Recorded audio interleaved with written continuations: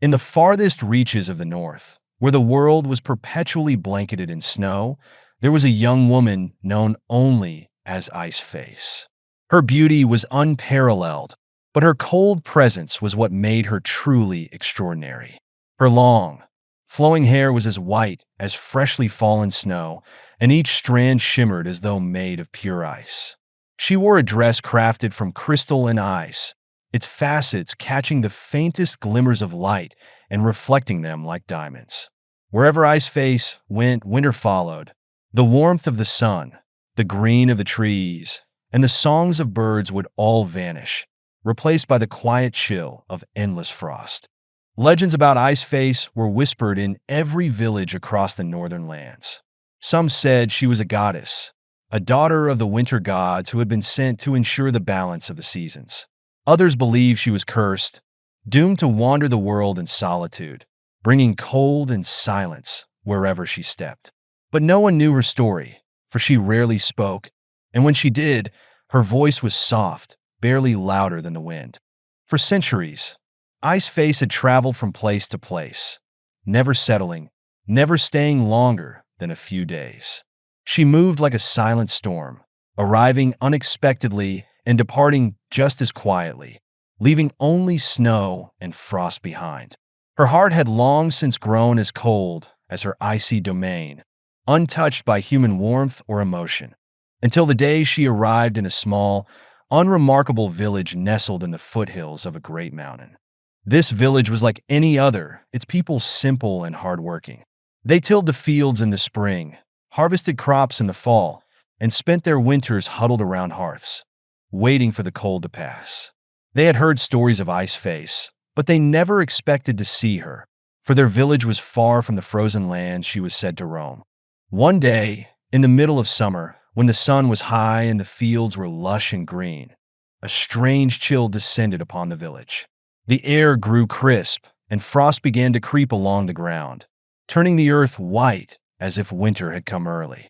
The villagers, confused and fearful, looked to the sky for answers. But it was not the heavens that had changed. It was the arrival of Ice Face. She appeared at the edge of the village, her pale skin glowing softly in the dim light, her white hair flowing behind her like a river of snow. Her crystal dress sparkled in the sun, casting icy reflections across the village square. The villagers, awestruck and terrified, watched as she walked through the streets. Everywhere she stepped, the ground froze beneath her feet, and the warmth of summer retreated, replaced by the biting cold of winter. At first, the villagers thought she would pass through, as she had done in so many other places. But Ice Face did not leave.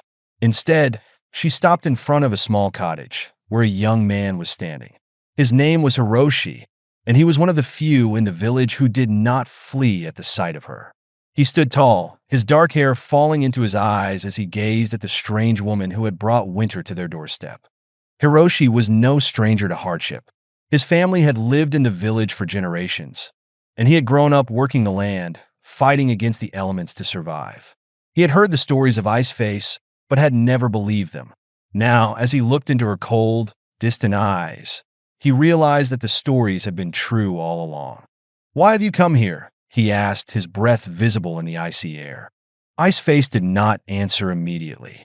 She simply looked at him, her pale blue eyes unreadable. Finally, after what felt like an eternity, she spoke. "I have wandered for many years," she said softly, her voice barely louder than the wind. "I have seen many places, but none have called to me. Until now." Hiroshi frowned, unsure of what to make of her words. "Why this place?" She looked around, her gaze sweeping across the village. "There is warmth here," she said, almost to herself. "But it is not the warmth of the sun. It is something else, something I have not felt in a long time." Hiroshi said nothing, unsure of how to respond. He could feel the cold radiating from her, seeping into his bones, yet there was something about her that intrigued him. Despite her icy exterior, there was a sadness in her eyes, a loneliness that he could not ignore. "Stay if you wish," he said finally, "but the people here will not welcome the winter you bring." Ice Face looked at him for a long moment, her expression unreadable. Then, without another word, she turned and walked away, disappearing into the forest beyond the village. For several days, the cold lingered, and the villagers began to worry that their crops would die if the frost did not lift. They whispered among themselves, fearful of the strange woman who had brought winter to their summer. But Hiroshi could not stop thinking about her. Every day, he found himself wandering into the forest, hoping to catch a glimpse of her. Finally, on the fourth day, he found her sitting by a frozen stream, her white hair draped around her like a blanket of snow. She did not move as he approached, but she did not send him away either. For a long time, they sat in silence, the only sound the faint crackling of ice beneath their feet. "Why do you stay here?" he asked at last. "You could go anywhere. Why this village?" Ice Face looked at him, her blue eyes softening ever so slightly. "Because of you," she said simply. Hiroshi felt his heart skip a beat. "Me?" She nodded. "You are different from the others. You do not fear me." Hiroshi did not know what to say. He had never considered himself brave, but something about Ice Face had drawn him to her, despite the cold that surrounded her. "Then stay," he said finally.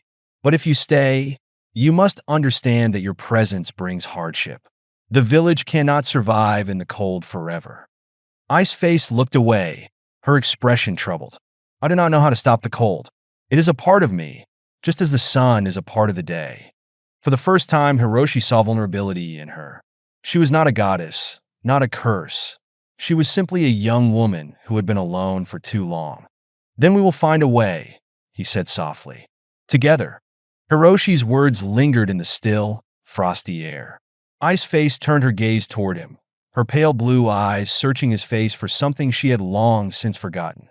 Kindness, acceptance, maybe even hope. No one had ever spoken to her like this before. People feared her. They begged for her to leave or cursed her presence when the frost came.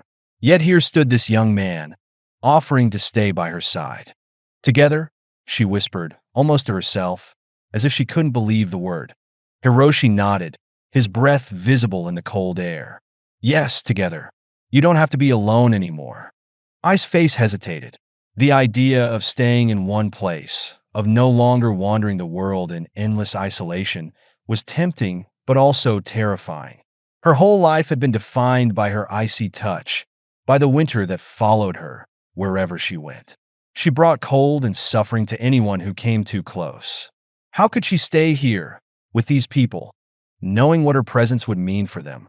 "I want to stay," she said quietly, her voice barely louder than the wind. "But I bring winter with me. I can't change that." Hiroshi stepped closer, the frost crunching beneath his boots.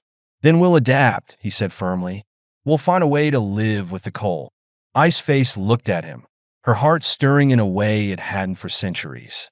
For the first time in her long, lonely life, someone was willing to accept her for who she was, cold and all. She nodded slowly, unsure but willing to try. The days that followed were difficult. True to Ice Face's word, the cold did not leave the village.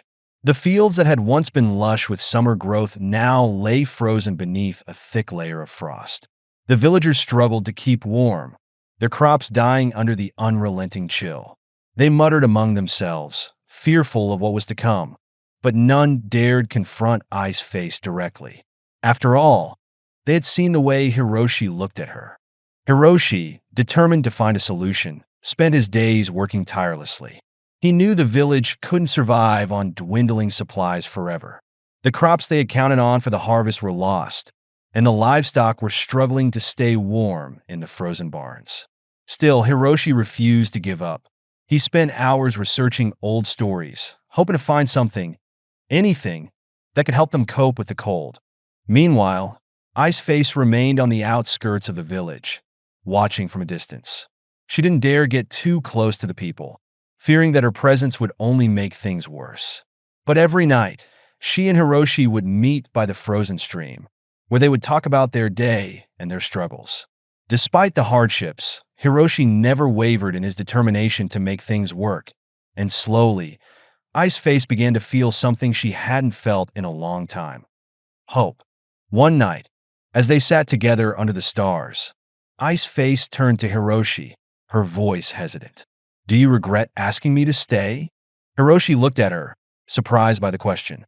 Regret? No, I don't regret it, not for a moment. But the village, she began, her voice trailing off as she gestured to the frozen landscape around them. Hiroshi shook his head. The village will adapt. We will find a way.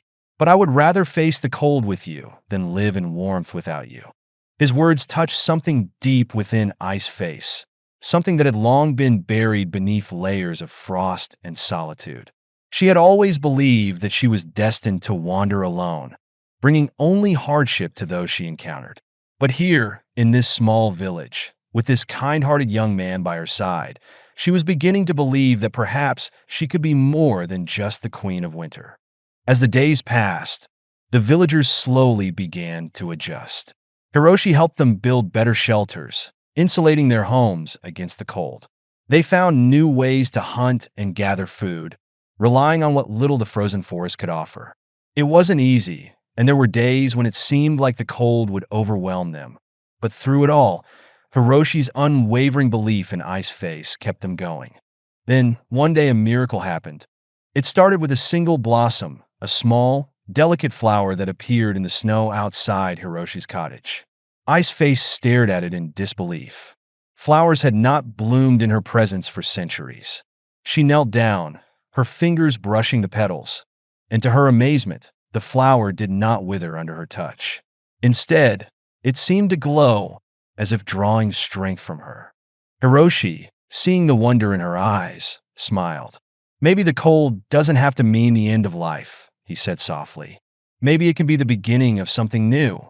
Ice's face looked at him, her heart swelling with emotion she hadn't allowed herself to feel in so long. Perhaps he was right. Perhaps she could learn to control her powers, to bring balance between the cold and the warmth. It wouldn't be easy, but for the first time in her life, she felt that it was possible. With Hiroshi's help, Ice's face began to experiment with her powers. Slowly, she learned how to temper the cold, allowing small pockets of warmth to exist within the winter landscape. Flowers began to bloom again, their vibrant colors standing out against the snow. The villagers, once fearful of her presence, began to see her as a protector rather than a threat. She became the village's guardian, watching over them as they adapted to their new way of life. In time, the village prospered. The people learned to live with the cold, finding beauty in the winter that surrounded them. And at the heart of it all was Ice's face, no longer the wandering queen of winter, but a part of the community. She had found a place where she belonged, a place where she was no longer feared, but loved. As for Hiroshi, he stayed by her side, just as he had promised. Together, they faced the challenges that came their way, and together, they built a life that was filled with warmth, even in the coldest of winters. Ice's face had finally found her home,